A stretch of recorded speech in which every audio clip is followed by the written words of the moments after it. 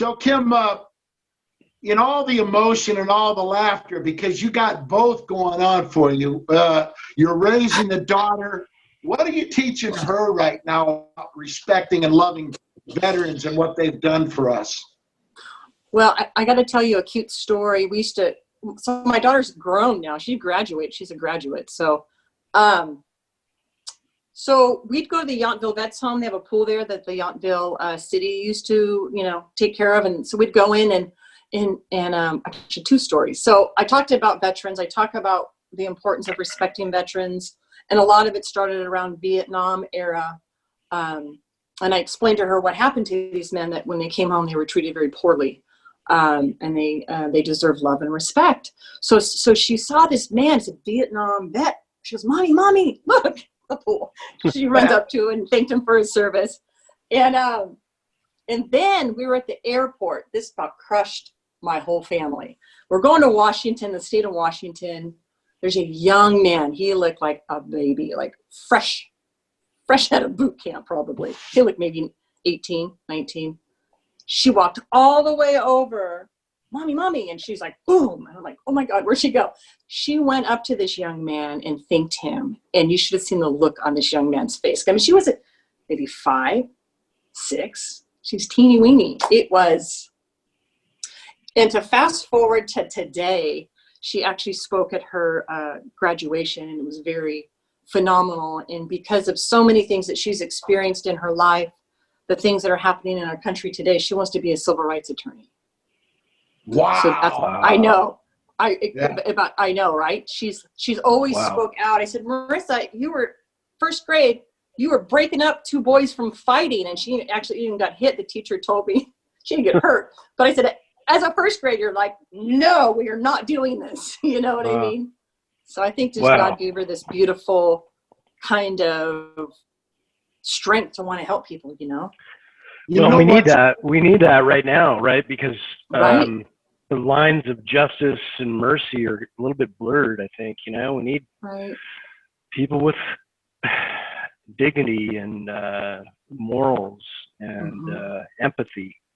If we're going to decipher how to sort this mess out,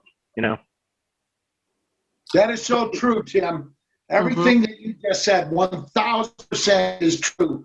The people that need to step up to leadership live and breathe compassion, connection, and nurture and comfort to those who suffer. And in doing that, we show the example to the people who want to judge and assess and suppress and sometimes incarcerate in fear. Be studying what it is that got these guys. Most of our guys up there adjudicated into the systems, we put them in a situation of some as many as 6 to 8 tours in special forces and special services. And then we're angry when they've got an issue with alcohol and drugs and violent behaviors. It's a disconnect. Right? Yeah. Am I wrong? Yeah. Yeah, it's a huge disconnect, and I can actually, I'll come out of the closet. I have my own anxiety disorder I deal with, and it actually has been very interesting. I kind of laugh at God, like, really? So now you're going to give me some anxiety disorder so I can really understand? Freaking thanks, appreciate it. I try to, it's like, right? I go, are you effing kidding me right now? For real? Like, this is really happening. So, but on some level, like, I'll never forget a gentleman up Pathway. I was sitting in group. We're all sitting in a group. He goes, "Hey, like, I came here to get my slate cleaned, and I could come out, like, I can go back to normal." And it's like, there's no going back to normal. There's no going back. So personally for me, it's like about moving forward. How am I going to cope with this intense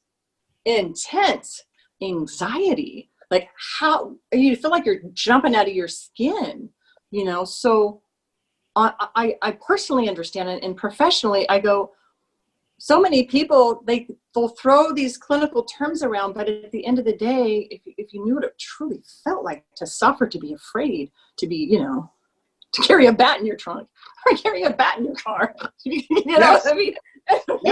Yeah. Rather than a weapon. Well, right? yeah, I, again, coming out of the closet myself, I've dealt with a lot of depression and anxiety over the course of my lifetime.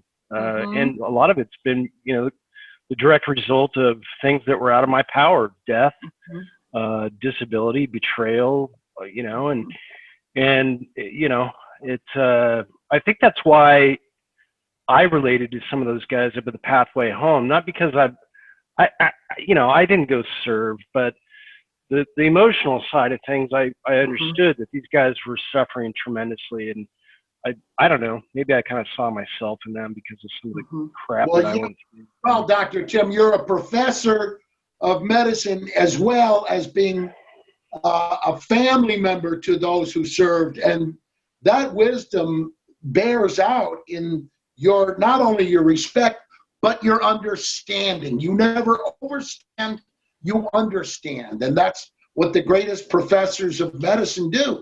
You teach it every day and how you practice it, and what you're doing is really powerful and important. Kim does the same thing. Steve does the same thing at work.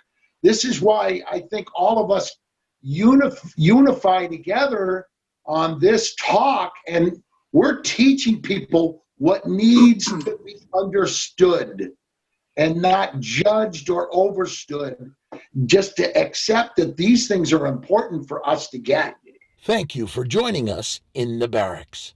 To learn more about our hosts, guests, and how to support Vets Mobile Dental Unit, visit www.inthebarracks.org.